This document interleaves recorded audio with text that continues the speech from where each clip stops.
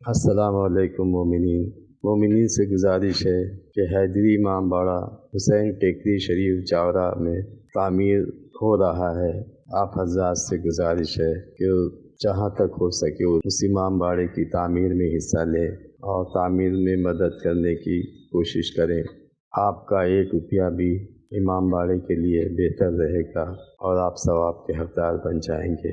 ہمارے پاس اجازہ بھی ہے، آپ ہمیں سہم امام خمس دے سکتے ہیں۔ اس کے علاوہ 2 سال سے کام رکا ہوا ہے، فائنینس کی کمی کی وجہ سے، کرونا کی وجہ سے کام رکا ہوا ہے۔ اب اس کام کو شروع کرنا ہے اور ہم لوگوں کا ارادہ ہے کہ 40 تک کم سے کم نیچے کا ایک گراؤنڈ فلور تیار ہو جائے اور اس میں مومنین کا آنا جانا، نماز اور مجلس ماتم شروع ہو جائے۔ اس لیے آپ لوگوں سے یہ گزارش کی جا رہی ہے کہ آپ حضرات حیدری امام باڑہ حسین ٹیکری کی تعمیر میں زیادہ سے زیادہ حصہ لے کر ثواب دارین حاصل کریں۔ یہ ہم آپ کو ویڈیو دکھا رہے ہیں حیدری امام باڑے کا کہ اس وقت حیدری امام باڑہ اس پوزیشن میں ہے۔ اللہ نے چاہا تو جلدی ہی اس امام باڑے کی تعمیر ہو جائے گی اور مومنین یہاں مجلس ماتم بھی کر سکیں گے اور نماز بھی پڑھ سکیں گے۔ آپ دیکھیے اسے آرام سے۔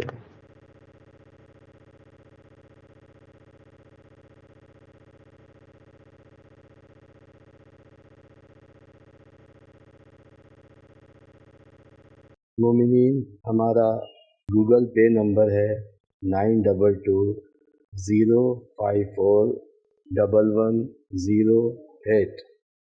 آپ اس نمبر پہ ہمیں اپنی مدد بھیج سکتے ہیں اور آپ کی مدد کے لیے آپ کا بہت بہت شکریہ۔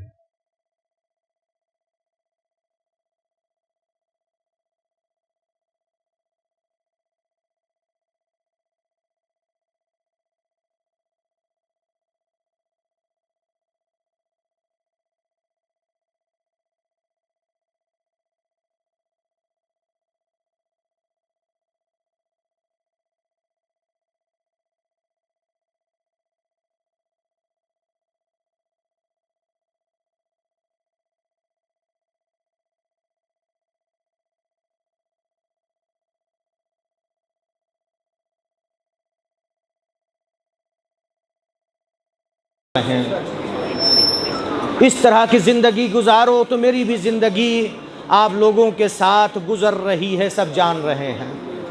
لہٰذا اپنے مومنین کے سلسلے میں کچھ باتیں کبھی میں سنتا ہوں کہ جیسے یہ کہ ہماری خواتین شیعہ دوسروں کے یہاں کام کرنے گھروں میں جاتی ہیں۔ واقعاً میں کہہ رہا ہوں، ممبر پہ ہوں، ممبر رسول کی قسم کھا کے بہت دلی تکلیف ہوتی ہے کہ ہماری شیعہ خواتین دوسروں کے گھروں میں جا کر کے غیر کے یہاں، اپنے یہاں جا رہے ہیں شیعوں کے یہاں تو کوئی بات نہیں، ہم سب ایک ہیں۔ کل کی مجلس میں ہم نے یہی کہا، کوئی فرق نہیں ہے، ہم جتنے شیعہ ہیں سب آپس میں بھائی بھائی ہیں، ایک ہیں۔ شیعان علی ہیں، شیعان حسن ہیں، شیعان حسین ہیں، شیعان امام سجاد ہیں، امام محمد باقر ہیں، امام جعفر صادق ہیں، اسی طرح سے امام مہدی تک ہم سب چاہنے والے ہیں، ایک ہیں۔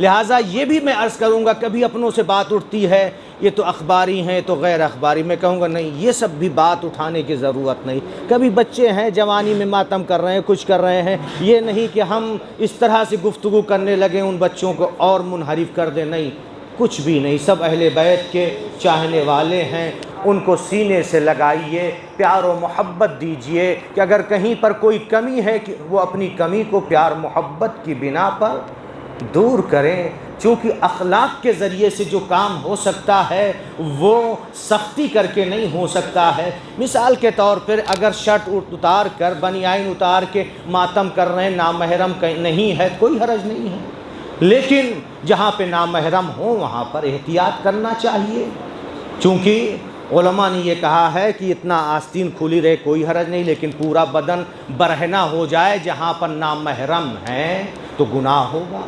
لہٰذا مجلس کرنا، ماتم کرنا، گریہ کرنا، رونا بہت ثواب ہے، ثواب عظیم ہے کسی بھی عبادت کا ثواب اس کے برابر میں نہیں ہے۔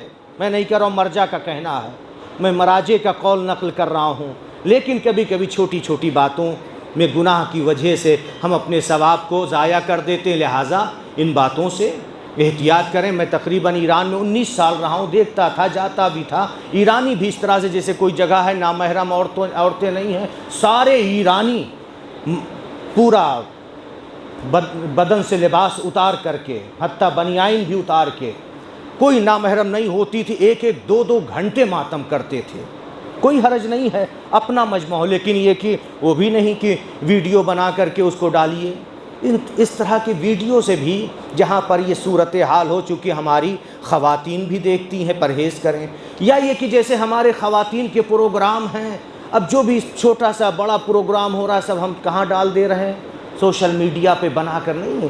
کل میں نے کہا کہ ہماری خواتین کی ایک اہمیت ہے، ہم سب جتنے شیعہ ہیں ہم اہل بیت کی عزت ہیں، ہم اہل بیت کی ناموس ہیں، ہم خود شیعہ۔ چھٹے امام نے تبھی تو فرمایا ہے کونوا لنا زینا ولا تکونوا علینا شینا، اے میرے شیعوں تم ہمارے لیے زینت کا سبب بننا، ننگ و عار کا سبب نہ بننا۔ ہماری خواتین ماتم کر رہی ہیں اور سب جو ہے یوٹیوب پہ سب پڑا ہوا ہے، یہ بالکل مناسب نہیں۔ ہم آپ جو دیکھتے ہیں جو بھی مومن غیرت دار مومن ہیں، تکلیف ہوتی ہے یا نہیں؟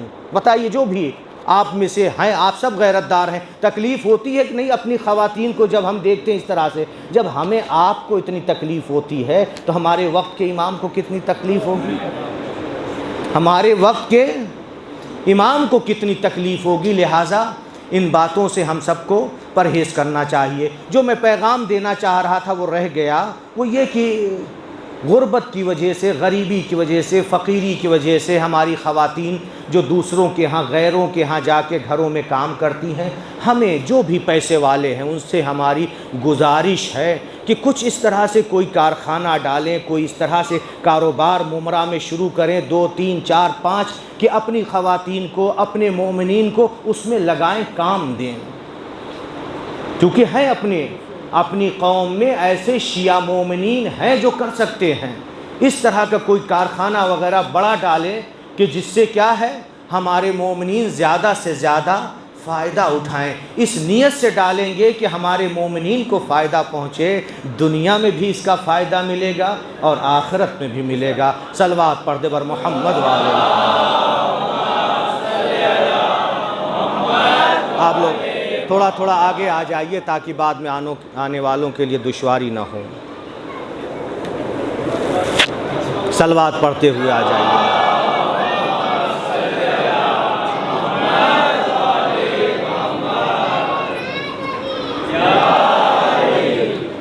تو میں عرض یہ کر رہا تھا کہ چھٹے امام کا ارشاد گرامی ہے، ہم سب کے سب کشتی نجات ہیں، لیکن سفینۃ جدی الحسین اسرع و اوسع، میرے جد حسین کی کشتی بہت تیز رفتار ہے اور بہت وسیع ہے۔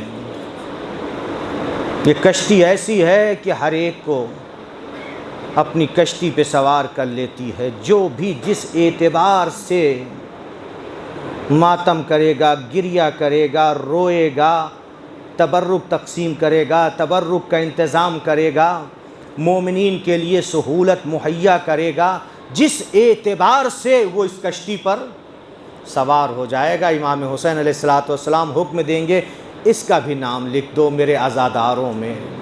حدیث کا جملہ ہے کہ امام حسین حکم دے کر کے اپنے عزاداروں کا نام لکھواتے ہیں۔ ہم اس طرح سے عزاداری کریں کہ امام حسین ہمارے نام اپنے عزاداروں میں لکھوا دیں۔ کریم ہے وہ، نظر انداز کرتے ہیں، اگرچہ ہم سب بہت گنہگار ہیں لیکن ان کی طرف لو لگائیں گے، توجہ کریں گے تو وہ ایسے ہیں کہ جس نے راستہ روکا تھا کربلا تک، جب اسے معاف کر سکتے ہیں حر، تو ہم لوگ تو چاہنے والے ہیں جناب حر نے راستہ روکا تھا، لیکن جب قدموں پہ آ گئے تو معاف کر دیا۔ وہی حر جو جہنم کے راستے پر تھے جنت کے راستے پر آ گئے۔ یہ کشتی حسین ہے جو چھٹے امام نے فرمایا ہے سب سے زیادہ تیز رفتار ہے۔ اتنی تیز رفتار کوئی کشتی نہیں ہے کہ ادھر جہنم کی طرف سے آئے اور یہاں پر جان قربان کی اور جنت میں چلے گئے۔ یہ تیز رفتار۔ تو امام حسین علیہ السلام جب مدینے سے نکلے تو آپ نے کافی لوگوں کو بلایا۔ 4 طریقے تھے امام کے لوگوں کو اپنی طرف بلانے کے۔ ایک عمومی طریقہ تھا جو علماء نے بیان کیا۔ عمومی سے مراد یہ ہے کہ جیسے اہل کوفہ کے لیے جناب مسلم کو سفیر بنا کر کے بھیج دیا اور خط بھیج دیا، اہل کوفہ کو دعوت دے دی۔ ہم آپ بھی دعوت دیتے ہیں نا، کبھی دعوت دیتے ہیں 4 طریقہ ہوتا ہے۔ ایک عام دعوت دے دیتے ہیں، جیسے ابھی مجلسوں کے لیے اشتہار جگہ جگہ لگ جاتا ہے، یہ کیا ہے؟ عام دعوت ہے نا۔ یا واٹس ایپ پر گروپ پہ ڈال دیتے ہیں، یہ ایک عام دعوت ہے۔ ایک مرتبہ یہ ہے کہ خاص دعوت ہوتی ہے کہ خاص اس کے پاس خط بھیجتے ہیں یا میسج ڈالتے ہیں، یہ خاص دعوت ہے۔ ایک مرتبہ یہ ہے کہ کسی کو ہم دعوت دیتے ہیں اپنے کسی نمائندے کو بھیج کر کے، اپنا کوئی آدمی اس کے پاس بھیجتے ہیں۔ اور ایک مرتبہ ہم یہ دعوت دیتے ہیں کہ خود جاتے ہیں، خود جاتے ہیں۔ تو یہ 4 ہی طریقے تو ہیں نا۔ تو امام حسین علیہ السلام نے اہل کوفہ کو عام دعوت دی، جناب مسلم کے ذریعے سے سفیر بنا کے بھیجا، اور بصرہ کے لیے سلیمان ابن ابارزین کو کم سنا ہوگا آپ لوگوں نے، بصرے کے لیے اپنا سفیر بنا کر سفیر حسینی سلیمان ابن ابارزان، یہ جو ہے رزین، یہ تھے نمائندے جو بصرے کے 5 بڑے سردار تھے ان کے پاس بھیجا تھا۔ لیکن ان میں سے سردار ہی جن کے پاس بھیجا تھا چونکہ بک چکے تھے، خود سلیمان کو گرفتار کر کے ابن زیاد کے حوالے کیا، چونکہ اس وقت ابن زیاد بصرے میں تھا، بعد میں کوفہ آیا تھا، اور سلیمان کو لعنت اللہ علیہ نے امام حسین کے سفیر کو قتل کر دیا۔ اور عرض کیا کہ کوفے کے لیے جناب مسلم کو بھیجا۔ اور خاص طریقہ بعد میں بھی عرض کروں گا، نمائندہ بھیجا۔ نمائندہ کس کے پاس بھیجا؟ سنتے رہتے مجلسوں میں، زہیر قین کے پاس اپنا نمائندہ بھیجا، اور خط لکھا خصوصی، جن میں سے حبیب ابن مظاہر ہیں، اس انداز سے من الحسین الی الرجل الفقی حبیب ابن مظاہر، کہ یہ خط حسین کی جانب سے مرد فقی حبیب ابن مظاہر کی طرف، اور جس کے پاس خود امام حسین گئے، خود کہتا ہے، عبید اللہ ابن حر جوفی کا کہنا ہے، یہ کربلا کی بات ہے، کہ امام حسین جاء الحسین، حسین ہمارے پاس آئے، وصبیانہ حولہ، اور حسین کے بچے حسین کے دامن سے لپٹے ہوئے تھے۔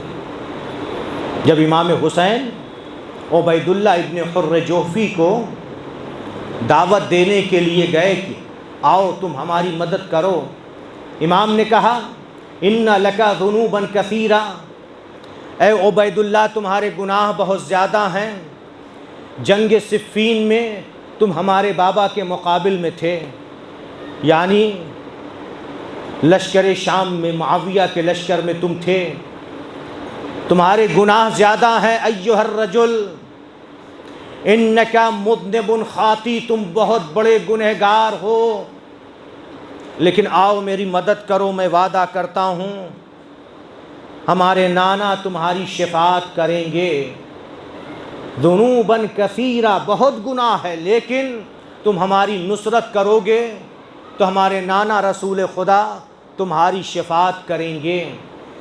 تو اب اس نے کیا کہا عبید اللہ ابن حر جوفی نے، اس نے کہا کہ مولا میں جان تو نہیں دے سکتا ہوں، لیکن مال و دولت دینے کے لیے تیار ہوں، مال دے دوں گا، تلوار دے سکتا ہوں، نیزہ دے سکتا ہوں، اپنا گھوڑا دے سکتا ہوں۔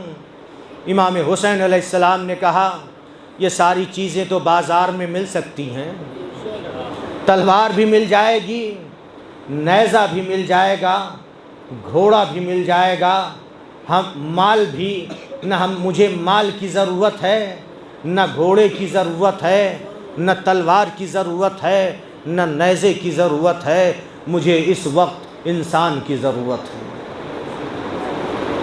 لیکن اس کے باوجود یہ کہ اس نے کہا کہ نہیں میں اپنی جان نہیں دے سکتا ہوں، تو امام حسین علیہ السلام نے پوچھا یہ سب دینے کے لیے تیار ہو، اپنی جان دینے کے لیے کیوں تیار نہیں ہو؟